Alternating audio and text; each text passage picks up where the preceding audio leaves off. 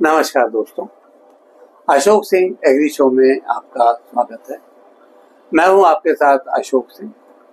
चना सदियों से भारतीय रसोई और कृषि का अभिन्न हिस्सा रहा है, परंतु अब यह केवल पारंपरिक खाद्य नहीं रहा। ग्लोबल बाजारों में चने की मांग तेजी से बढ़ रही है। इससे तैयार विविध प्रकार के प्रोसेस फूड प्रोडक्ट्स ने खान पान उद्योग में नए अवसरों के द्वार खोल दिए हैं। यही नहीं, शोध तथा नई किस्मों ने इसकी उपज और पोषण क्षमता दोनों को बढ़ाया है। आज के कार्यक्रम हम चने के पोषण महत्व के साथ इसके व्यावसायिक महत्व पर भी जानकारी देने का प्रयास कर रहे हैं। शुरू करने से पहले एक बार फिर से आपसे आग्रह करना चाहेंगे कि इस वीडियो को अंत तक अवश्य देखें, ताकि आप भी इसमें दी जाने वाली जानकारियों का भरपूर लाभ उठा सकें। तो दोस्तों, कार्यक्रम की शुरुआत करते हैं। जहाँ तक चने के पोषण मूल्य और स्वास्थ्य लाभ की बात है, तो ये बताना चाहेंगे कि ये प्रोटीन, फाइबर, आयरन, फोलेट और कई खनिजों का समृद्ध स्रोत है। 100 ग्राम पकाए हुए चने या छोले में लगभग 14 से 20 ग्राम प्रोटीन, उच्च फाइबर, आयरन और पोटेशियम मिलता है। इसीलिए शाकाहारी या वेज आहार विकल्पों में यह मीट का अच्छा विकल्प बनता है। चने का ग्लाइसेमिक इंडेक्स तुलनात्मक रूप से कम होता है, जो शुगर के रोगियों के लिए लाभकारी माना जाता है। भारत विश्व का प्रमुख चना उत्पादक और उपभोक्ता रहा है। मौसमी उतार चढ़ाव और वर्षा के कारण इसके उत्पादन में साल दर साल परिवर्तन आता रहता है। भारत में मध्य प्रदेश, महाराष्ट्र, गुजरात, उत्तर प्रदेश आदि राज्यों का बड़ा चना उत्पादन में योगदान रहता है। वैश्विक मांग बढ़ने और घरेलू नीतियों के प्रभाव से आगे भी उत्पादन बढ़ने के अवसर मौजूद हैं, बशर्ते किसान भाई आधुनिक और उन्नत खेती के तौर तरीकों को अपनाने पर ध्यान दें। हमारे देश में मुख्यतः 2 प्रकार के चने उगाए जाते हैं। देसी चने, जो काले या हरे रंग के साथ छोटे दाने वाले होते हैं।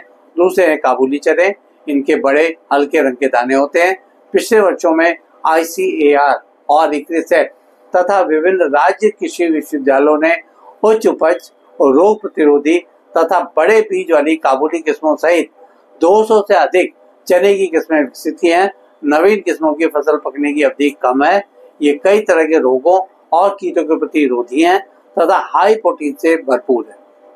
बताने की जरूरत नहीं कि ये अनुसंधान उपलब्धियां किसानों के लिए अधिक स्थिर और लाभकारी उत्पादन के द्वार खोलती है। अब इसकी खेती पर भी एक नजर डाल लेते हैं।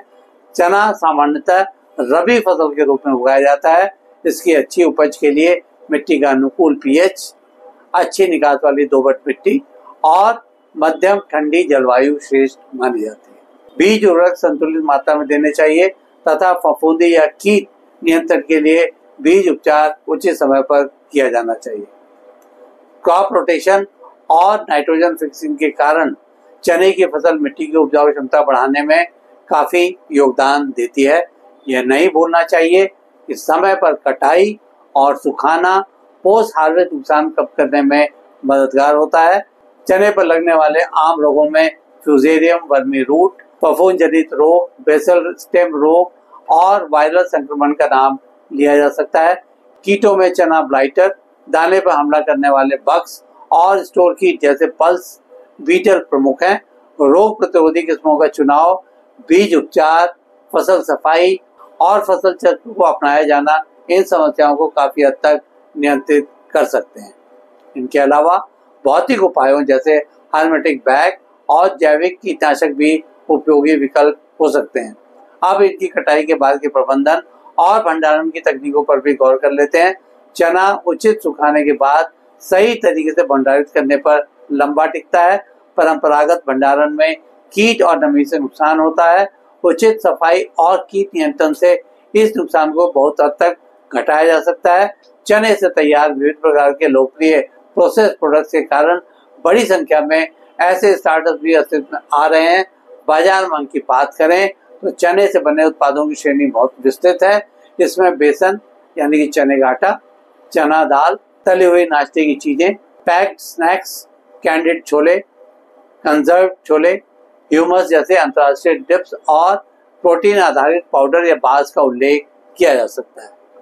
जैसा कि पहले भी बताया गया है, भारत में कई स्टार्टअप्स और खाद्य ब्रांड्स छोले या चना आधारित स्वास्थ्यवर्धक स्नैक्स, ग्लूटेन मुक्त बेसन आधारित उत्पाद और पिसे हुए प्रोटीन बनाकर बाजार में बेच रहे हैं। इसका एक प्रमुख कारण उपभोक्ता का स्वास्थ्य के प्रति जागरूक होना तथा प्रोटीन समृद्ध और प्लांट आधारित विकल्पों की ओर बढ़ता रुझान भी बताया जा रहा है, जिससे प्रोसेस चना उत्पादों की मांग बढ़ने की पूरी संभावना है। चना या छोले की मार्केटिंग में ब्रांडिंग यानी कि उच्च प्रोटीन, ऑर्गेनिक, ग्लूटेन फ्री होना काफी महत्वपूर्ण है। किसानों के लिए चना उत्पादन लाभदायक तभी बनता है जब उपज दर, लागत यानी कि बीज, उर्वरक और श्रम पर किया गया खर्च और बाजार कीमतें संतुलित हों। हाल में दलहन उत्पादन बढ़ाने के कार्यक्रम और आयात निर्भरता घटाने की योजनाएं भी इसकी खेती को प्रोत्साहित करने के लिए अनुकूल माहौल बना रही हैं। इनके बावजूद जलवायु परिवर्तन के जोखिम और सप्लाई चेन की चुनौतियां फिर भी बनी हुई हैं।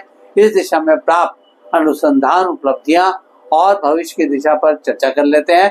ICAR और इक्रिसेट जैसे संस्थानों ने कम समय में तैयार होने वाली चना किस्मों, हाई प्रोटीन समृद्ध और रोग प्रतिरोधी किस्मों का विकास करने में सफलताएं हासिल की हैं। यही नहीं, बड़े बीज वाली काबुली किस्मों को तैयार करने में भी महत्वपूर्ण योगदान दिया गया है। भावी अनुसंधानों में बायोटेक्नोलॉजी और बायो फर्टिलाइजर या रूट नॉड्यूलेशन पर फोकस किया जा रहा है। इसके अतिरिक्त प्रोसेसिंग इनोवेशन जैसे protein isolate, gluten free pastry में बेसन उपयोग आदि बाजार को आगे बढ़ाने में मदद कर सकते हैं। यही नहीं, छोटे किसानों के लिए cold storage, pack house branding आदि उन्हें बेहतर दाम दिला सकते हैं। आज के एपिसोड में बस इतना ही दोस्तों। कल एक नए विषय पर चर्चा करने के लिए दोबारा इसी समय पर हाजिर होंगे।